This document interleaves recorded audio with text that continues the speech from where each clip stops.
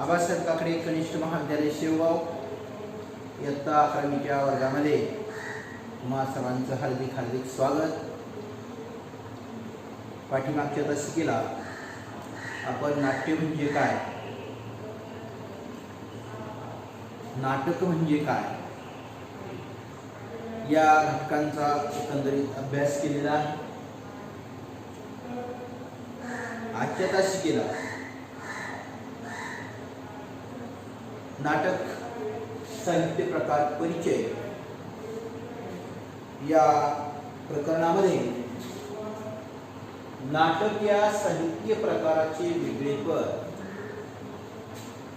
आणि संगीत नाटकाचे स्वरूप वैशिष्ट्ये या घटकांचा आपण अभ्यास करणार आहोत। तर विद्यार्थी मित्रांनो, नाटक या साहित्य प्रकाराचं जे काही वेगळेपण आहे हे वेगळेपण पाहत असताना मानवाने मनोरंजनासाठी, आत्मिक समाधानासाठी या ललित कला आहेत, या ललित कलांचं विश्व निर्माण केलेलं आहे। ज्या समाजामध्ये नाटक हा साहित्य प्रकार उदयास आला त्या समाजात राहणाऱ्या लोकांच्या भावभावना नाटकातून प्रकट झाल्या। त्यामुळे नाटक हा साहित्य प्रकार विषयाच्या दृष्टीने समृद्ध असा होत गेलेला आहे। नाटक हा जो काही साहित्य प्रकार आहे त्याला विषयाची कमतरता नाही, हा विषयाच्या दृष्टीने अतिशय समृद्ध असा साहित्य प्रकार झालेला आहे। आणि याचं कारण आपल्या लक्षात आलेलं असेल की ज्या समाजामध्ये हा साहित्य प्रकार उदयाला आला त्या समाजात राहणाऱ्या लोकांच्या ज्या काही भावभावना आहेत या भावभावना या नाटकामधून प्रकट झालेल्या आहेत। आणि मग या मानवी समाजामध्ये आपण पाहतो की ज्या मानवाच्या भावना आहेत या भावना आणि भाव मुळामध्ये अमर्याद आहे। आणि मग या अमर्याद असणाऱ्या भाव आणि भावना यांचं चित्रण नाटक हा साहित्य प्रकार करत गेल्यामुळं नाटक या साहित्य प्रकाराला विषयाची कमतरता जी आहे ती कधी जाणवली दिसत नाही। आणि म्हणून विषयाच्या दृष्टीनं अतिशय समृद्ध असा हा साहित्य प्रकार बनलेला आहे। केवळ आत्मिक समाधान आणि मनोरंजन यासाठी जरी नाटकाची सुरुवात झाली असली तरी त्याबरोबरच नाटकानं मात्र प्रगतीपथावर जात असताना लोकांना ज्ञान देणं, मनोरंजन करणं ही बाब सोबत घेऊन प्रवास सुरू केलेला आहे। प्रेक्षक जे आहेत हे प्रेक्षक मात्र या नाटकामध्ये असणारं जे काही ज्ञान आहे, जे काही मनोरंजन आहे, या मनोरंजनाबरोबरच स्वतःचे जे काही अनुभव आहेत हे अनुभव नाटकामध्ये घडणाऱ्या जे काही प्रसंग असतील या प्रसंगाशी त्याचं नातं जोडत असतो। आणि त्यामुळं जो काही प्रेक्षक आहे त्या प्रेक्षकाला हे नाटक आपलंसं वाटतं। कथा असेल, कादंबरी असेल, नाटक असेल, या सर्वच साहित्य प्रकारात समाजाची समकालीन जी काही चित्र आहे ती चित्र रेखाटण्याचं सामर्थ्य असतं। परंतु कथा आणि कादंबरी यापेक्षा नाटक हा साहित्य प्रकार वेगळा ठरतो। कारण बाकीचे साहित्य प्रकार हे वाचकनिष्ठ आहे। कारण कथा असेल, कादंबरी असेल ती वाचावी लागते आणि वाचल्यानंतर ती फक्त वाचकालाच समजते। मात्र नाटक हा जो आविष्कार आहे हा आविष्कार समूहाचा आविष्कार आहे। आता तुम्ही म्हणाला समूह कोणता, नाही का? तर हा समूहाचा जो काही आविष्कार आहे या नाटकामध्ये संगीत असतं, नृत्य असतं, वक्तृत्व असतं, अभिनय असतो, नेपथ्य असतं, काव्य असतं, चित्रकला असते, अशा बहुतेक सर्व ज्या कला आहेत या कलांचा समूहानं जो काही आविष्कार आहे तो आविष्कार नाटक हा साहित्य प्रकार करत असतो. कथा आणि कादंबरीमध्ये मात्र फक्त लेखक आणि वाचक हे दोन जे घटक आहेत हे दोनच घटक असतात. आणि म्हणून कथा आणि कादंबरी किंवा इतर जे काही साहित्य प्रकार आहेत या साहित्य प्रकारापेक्षा नाटक हा वेगळा असा साहित्य प्रकार आहे हे आपल्या लक्षात येईल. नाटकामध्ये मात्र लेखकाचे जे काही शब्द असतात ते शब्द नट जो असतो या नटाच्या संवादाच्या माध्यमातून प्रेक्षकापर्यंत पोहोचवत असतो. आणि म्हणून लेखक आणि वाचक हे दोन घटक जे आहेत या घटकाच्या व्यतिरिक्त वाचक जो आहे त्या वाचकापर्यंत प्रेक्षकापर्यंत लेखकाचे जे काही शब्द असतात हे शब्द संवादाच्या माध्यमातून नट पोहोचवत असतो. आणि म्हणून सांगितले की नाटक या साहित्य प्रकाराचं हेच वेगळेपण आहे इतर साहित्य प्रकारापेक्षा. कारण हा मुळात समूहाचा आविष्कार आहे. या ठिकाणी बहुसंख्य ज्या काही कला आहेत त्या कलांचा समावेश होत असतो. या दृष्टिकोनातून पहा की विष्णुदास भावे यांनी लिहिलेलं सीता स्वयंवर हे जे काही नाटक आहे हे नाटक आधुनिक मराठी नाटकातील कालमापन दृष्ट्या पहिलं नाटक आहे. काळाचा जर विचार केला कालमापन याचा अर्थ काळाच्या दृष्टिकोनातून हे पहिलं नाटक ठरलेलं आहे. एक सरळ अशी पौराणिक गोष्ट सांगणारं हे नाटक 1843 साली विष्णुदास भावे यांनी लिहिलेलं होतं. त्याचप्रमाणे 1855 साली महात्मा ज्योतिराव फुले यांनी लिहिलेलं तृतीय रत्न हे जे काही नाटक होतं हे नाटक मात्र लिखित स्वरूपामध्ये पहिली अशी नाट्यसंहिता होती. त्यापूर्वी मात्र नाटक जे आहे ते नाटक संपूर्ण हिंदुस्थानभर होतच, परंतु त्याचं स्वरूप लोककलांच्या माध्यमातून लोकांसमोर येत होतं. मग ते ललित असतील, गोंधळ असतील, कीर्तन असतील किंवा दशावतारी खेळ पहा रामलीला वगैरे आपण आम्ही लहान असताना यायच्या गावा. आता मात्र इलेक्ट्रॉनिक मीडिया जी आहे ती फास्ट झालेली आहे. टीव्हीवरच आता आपण मालिका वगैरे पाहतो आणि म्हणून दशावतारी खेळ मात्र कमी होत चाललेले आपल्याला दिसतात. त्याचबरोबर तमाशे असतील अशा अनेक ज्या काही कला आहेत या कला महाराष्ट्रामध्ये नांदत होत्या की ज्या नाटकीय साहित्य प्रकाराच्या उदयासाठी पूरक ठरलेल्या आहेत.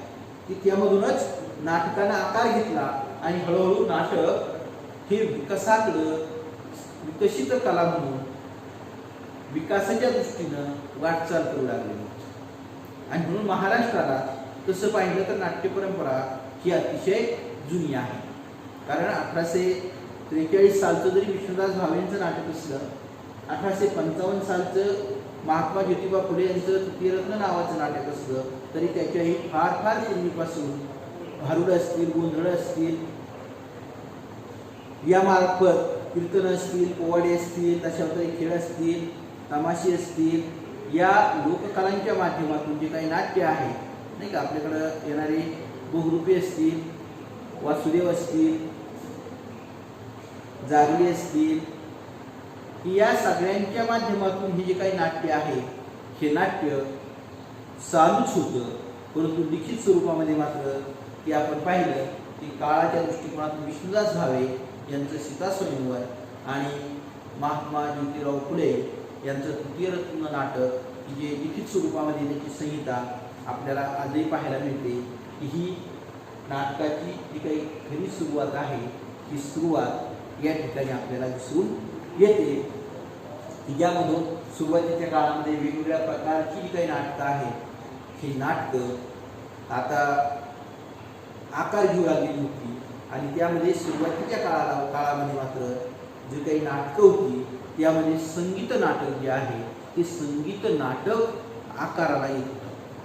आता हे जे काही संगीत नाटक होतं, या संगीत नाटकाचे स्वरूप व वैशिष्ट्ये यांचा आपण विचार करणार आहोत. तर ही जी काही संगीत नाटकं होती, या संगीत नाटकाचं जे काही स्वरूप आहे आणि वैशिष्ट्य आहेत, यामध्ये मात्र पहिलं वैशिष्ट्य त्याचं होतं की मनोरंजनातून सामाजिक जे काही प्रश्न आहे, या सामाजिक प्रश्नावर बोट ठेवलं जातं.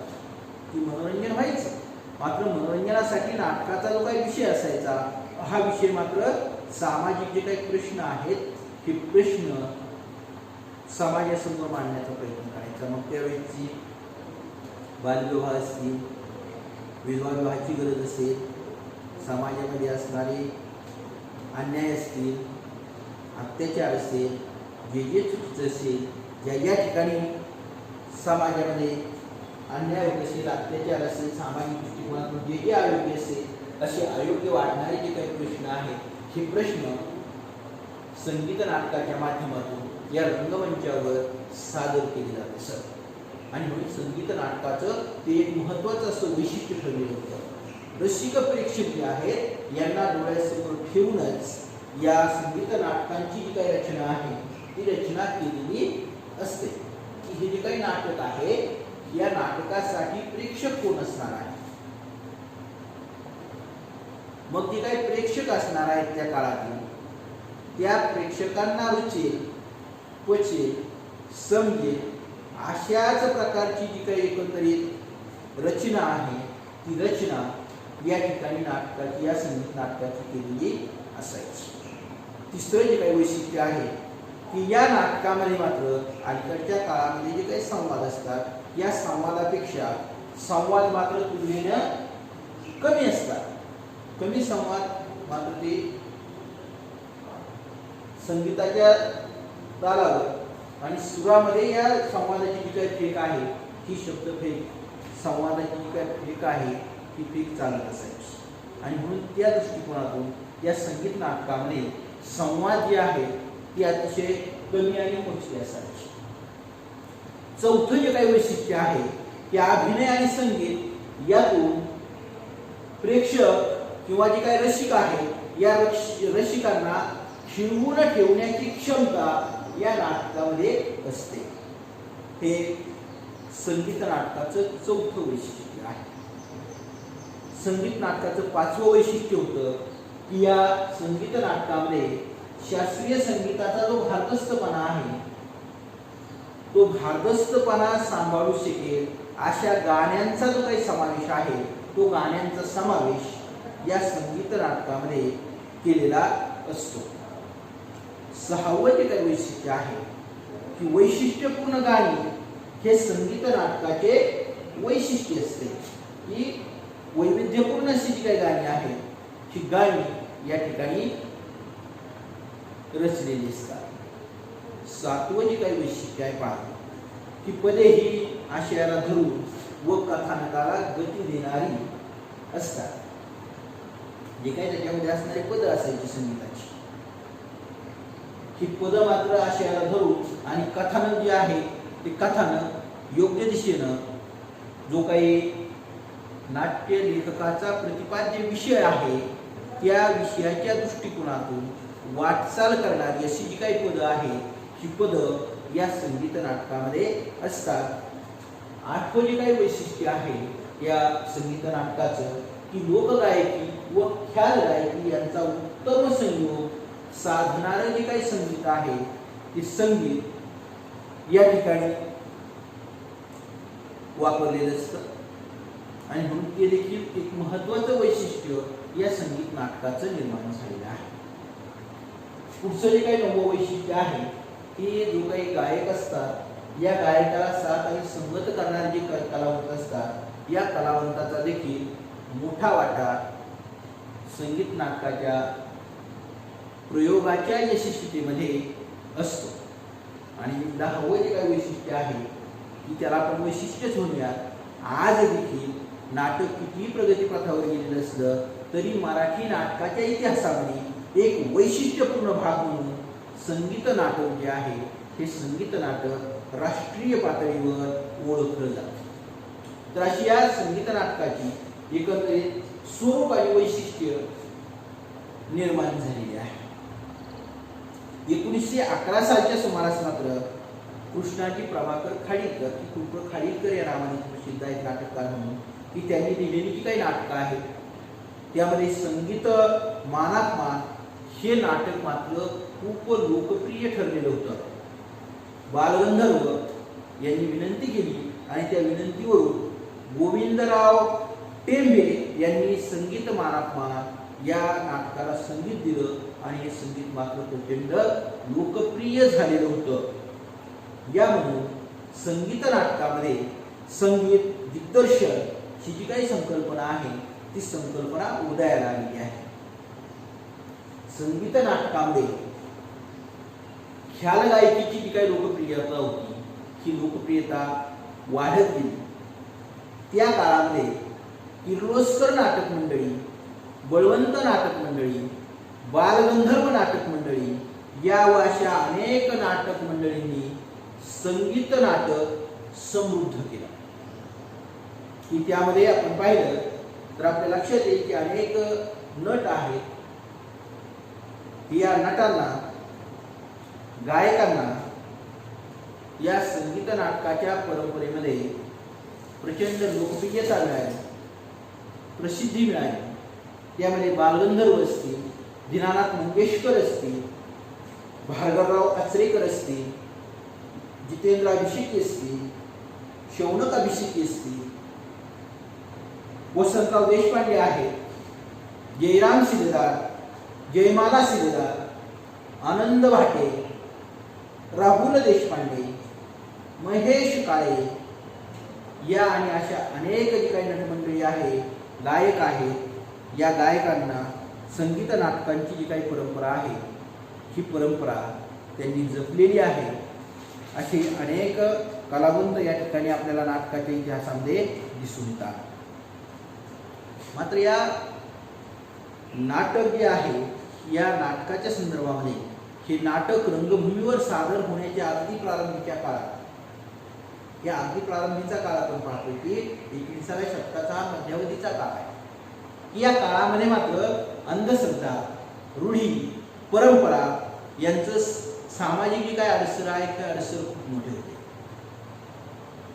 कारण नाटक ही रंगमंचावर सादर केली जाणारी कला होती आणि या ठिकाणी मात्र समाजामध्ये असणाऱ्या ज्या अंधश्रद्धा होत्या, रूढी होत्या, परंपरा होत्या आणि याचा परिणाम मात्र असा होता की या नाटक कलेला तत्कालीन सामाजिक वातावरण जे आहे ते वातावरण अजिबात पोषक नव्हतं. कारण नाटकात काम करणं हे काही चांगलं लक्षण मानलं जात नव्हतं. नाही का, तोंडाला रंग लावणं हेच मुळात चांगलं समजलं जात नव्हतं आणि म्हणून त्या काळामध्ये नाटकामध्ये काम करण्यासाठी स्त्रिया मिळतच नसत. कारण तोंडाला रंग लावायला कोणतीही स्त्री तयार होत नव्हती. नाटकातील स्त्री व्यक्तिरेखा या मात्र पुरुष पात्राद्वारेच साकारल्या जात असत. त्या काळातील नाट्य कलावंत जे आहेत या नाट्य कलावंतांना म्हणावी तशी प्रतिष्ठा नव्हती. नाही का, आज मात्र नाटकातील कलाकार, चित्रपटातील कलाकार पहा की त्यांना प्रचंड प्रसिद्धी असते, प्रतिष्ठा असते, पैसाही मिळतो, पण पैशाबरोबर प्रतिष्ठाही मोठी असते. त्या काळामध्ये मात्र नाटकामध्ये काम करणं हे मात्र हीन दर्जाचं मानलं जायचं. म्हणून कलाकाराला म्हणावी तशी प्रतिष्ठा नव्हती आणि कलाकाराला प्रतिष्ठा नसल्यामुळे ही जी काही कला होती ही कला ज्या प्रमाणामध्ये प्रसिद्ध पावणं गरजेचं होतं त्या काळामध्ये ती मात्र त्या प्रमाणात प्रसिद्ध होताना आपल्याला दिसत नाही. शिवाय अशा परिस्थितीमध्ये बालगंधर्व जे आहेत त्यांनी साकारलेल्या ज्या व्यक्तिरेखा आहेत ती पुरुषांना स्त्रीची भूमिका करावी लागायची आणि ही भूमिका करणारे बालगंधर्व हे जे काही नट आहेत त्यांच्या व्यक्तिरेखा ज्या आहेत त्यांनी स्त्री पात्राच्या केलेल्या आहेत त्या देखील आज देखील मोठ्या प्रमाणामध्ये लोकप्रिय ठरलेल्या आहेत, अजरामर ठरलेल्या आहेत. आजच्या काळामध्ये मात्र आपण पाहतो की करमणुकीचे विविध कार्यक्रम उपलब्ध असताना देखील नाटक मात्र जिवंत राहिलेलं आहे. त्याच्या सादरीकरण स्वरूपात काळानुसार बदल होत गेलेले आहे. की पूर्वीचा काळ आणि नंतर आलेलं जे काही तंत्रज्ञान आहे या तंत्रज्ञानामुळे सादरीकरणामध्ये प्रचंड प्रमाणामध्ये जो काही बदल आहे तो बदल झालेला आहे. की पूर्वीच्या काळी मात्र रात्र चालणारी जी काही संगीत नाटकं आहेत आणि त्या संगीत नाटकाची तादात्म्य पावणारे जे काही नाटकाचे प्रेक्षक असायचे, रसिक असायचे, ते रात्र रात्र नाटक चालायचं आणि ते पाहायचे रसिक प्रेक्षक. आता हे चित्र मात्र बदललेलं असलं तरी आज देखील नाटक पाहणाऱ्यांची जी काही संख्या आहे ती संख्या कमी झालेली नाही, लक्षणीय अशी संख्या आहे. आणि म्हणून आज देखील नाटक ही आणि नाट्य ही जी काही कला आहे ही कला जिवंत आहे, लोकप्रिय आहे आणि पूर्वीच्या काळापेक्षा मात्र याला प्रेक्षकही मोठा आहे आणि कलाकार आणि कलावंत यांना पत आणि प्रतिष्ठा देखील मोठ्या प्रमाणामध्ये लाभलेली आहे. आणि यातूनच या संगीत नाटक जे आहे या संगीत नाटकामधूनच संगीताची जी काही आवड आहे ती आवड मोठ्या प्रमाणामध्ये त्या काळामध्ये निर्माण झालेली होती.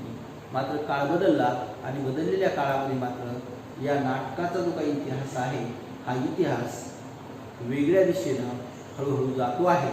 आणि त्या दृष्टिकोनातून या नाटकाचे आणखी जे काही प्रकार आहेत हे प्रकार पडताना दिसत आहेत की त्यामध्ये आता प्रायोगिक नाटक, व्यावसायिक नाटक असे देखील नाटकाचे आणखी जे काही प्रकार आहेत हे प्रकार वाढत चाललेले आपल्याला दिसून येतात. तर पुढच्या दशकेला आपण प्रायोगिक नाटक जे आहे या नाटकाचं स्वरूप आणि त्याची जी काही वैशिष्ट्ये आहे त्यांचा आपण अभ्यास करूया.